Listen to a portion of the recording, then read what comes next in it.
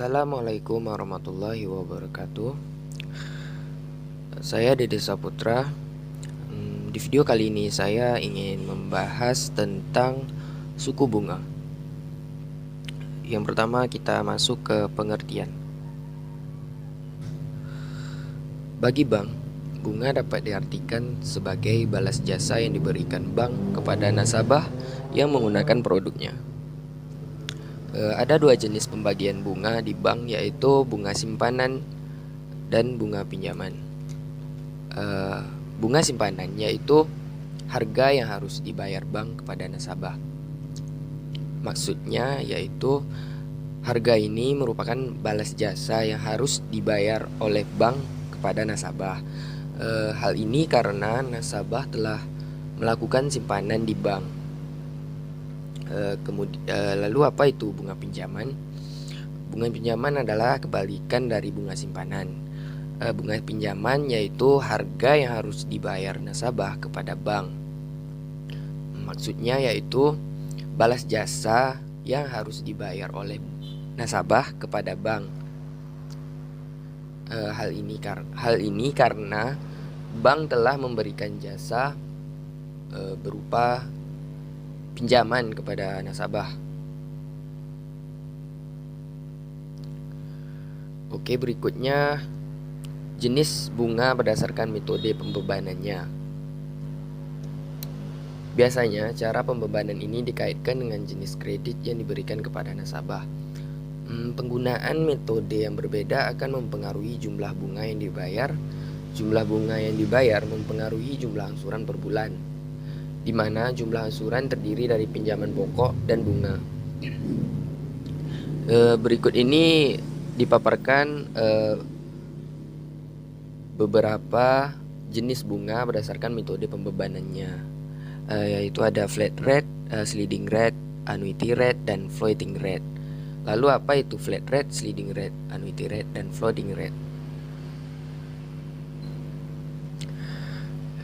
Yang pertama, flat rate atau bunga merata, yaitu jumlah bunga yang dibebankan setiap bulan adalah tetap dan dihitung dari jumlah pokok awal pinjamannya. Maksudnya flat rate ini cicilan pokok pinjaman dibagi rata sama setiap bulan, sehingga total angsuran setiap bulan itu juga sama sampai pinjaman tersebut lunas. Dalam praktiknya, flat rate yang dikenakan kepada nasabah ini bersifat tetap, sehingga perubahan suku bunga pasar tidak menimbulkan atau memengaruhi perubahan angsuran pada bunga pinjaman nasabah. Nah, suku bunga jenis flat rate ini biasanya sering ditemukan pada kredit pemilikan kendaraan bermotor dan kredit mikro. Kemudian sliding rate atau bunga menurun, yaitu sliding rate ini merupakan pembebanan bunga setiap bulan dihitung dari sisa pinjamannya, sehingga jumlah bunga yang dibayar nasabah setiap bulan menurun seiring dengan turunnya pokok pinjaman. Nah, akan tetapi pembayaran pokok pinjaman setiap bulan sama, angsuran nasabah atau pokok pinjaman plus bunga otomatis makin menurun setiap bulan. Suku bunga ini disebut juga bunga efektif. Jenis kredit ini sering ditemukan dalam kredit investasi jangka panjang. Berikutnya, annuity rate atau bunga anuitas. Suku bunga ini termasuk kategori suku bunga efektif, di mana besar bunga yang dibebankan pada setiap angsuran kredit bulanan dihitung secara matematis, sehingga total angsuran setiap bulan nilainya selalu sama dan beban bunga dihitung dari sisa pinjaman setiap bulan. Nah, jenis bunga ini biasanya banyak ditemukan pada pemberian kredit kepemilikan rumah. Kemudian yang keempat ada floating rate, yaitu bunga mengambang. Nah, metode floating rate ini membebankan besar kecilnya bunga kredit dikaitkan dengan bunga yang berlaku di pasar. Sehingga bunga yang dibayar setiap bulan sangat tergantung dari suku bunga pasar pada bulan tersebut. Jumlah bunga yang dibayarkan dapat lebih tinggi atau lebih rendah atau sama dari bulan sebelumnya. Ini tergantung dari suku bunga pasar tadi. Nah, jenis bunga ini banyak ditemukan pada kredit modal kerja dan kredit investasi. Berikutnya, terdapat faktor-faktor yang mempengaruhi proses penetapan tingkat suku bunga, yaitu yang pertama ada kebutuhan dana. Nah, apabila bank kekurangan dana, sedangkan permohonan pinjaman meningkat, maka bank akan menaikkan suku bunga simpanan. Sebaliknya, jika bank kelebihan dana, di mana simpanan banyak, sedangkan permohonan pinjaman sedikit, maka bank akan menurunkan bunga simpanan, sehingga mengurangi minat nasabah untuk menabung. Atau bisa juga bank bisa menurunkan bunga pinjaman agar permohonan pinjaman tersebut meningkat. Kemudian yang kedua, persaingan. Dalam memperebutkan dana simpanan, bank memperhatikan juga bunga yang ditawarkan oleh bank lain. Jika persaingan cukup ketat, maka bank akan menaikkan suku bunga simpanan untuk mempertahankan dana atau menarik dana dari bank pesaing. Yang ketiga ada kebijakan lembaga negara. Nah, kebijakan lembaga negara ini juga berperan dalam proses penetapan tingkat suku bunga bank. Kebijakan lembaga negara ini contohnya seperti OJK dan LPS. Nah, dalam kondisi tertentu, lembaga negara juga bisa menetapkan bunga minimal dan maksimal yang boleh ditawarkan oleh bank.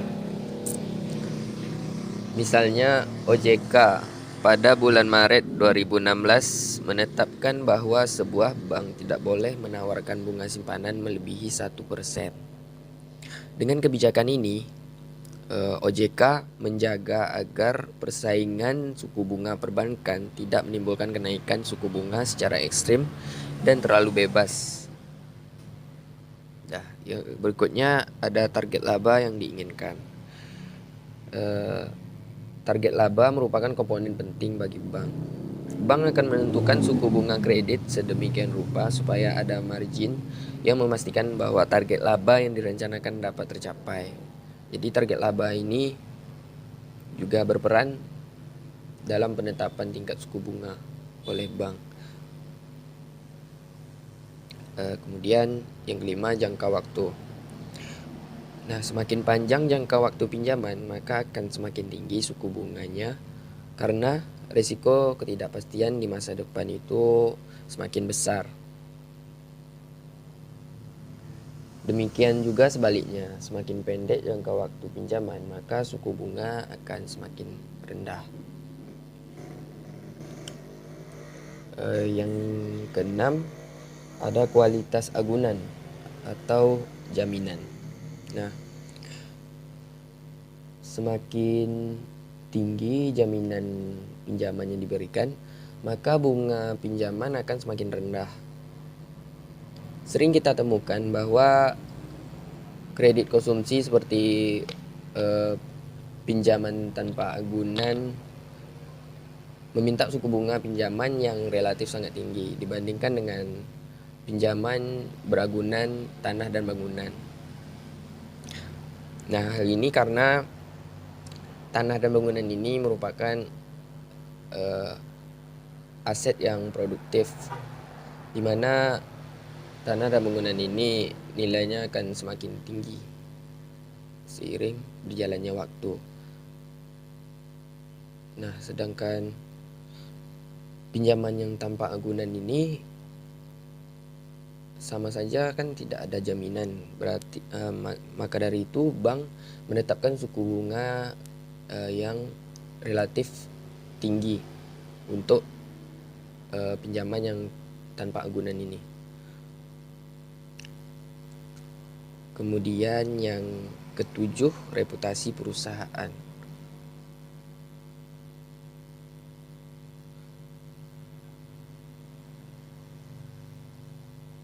Dan terakhir ada hubungan baik. Nah, biasanya pihak bank menggolongkan nasabahnya menjadi dua, yaitu nasabah utama dan nasabah biasa. Penggolongan ini didasarkan kepada keaktifan dan loyalitas nasabah kepada bank. Nasabah utama biasanya mendapatkan suku bunga kredit atau pinjaman yang lebih rendah daripada nasabah biasa. Demikian juga nasabah simpanan utama biasanya mendapatkan suku bunga simpanan yang lebih tinggi daripada nasabah yang biasa. Oke, sepertinya hanya ini saja yang bisa saya sampaikan. Terima kasih.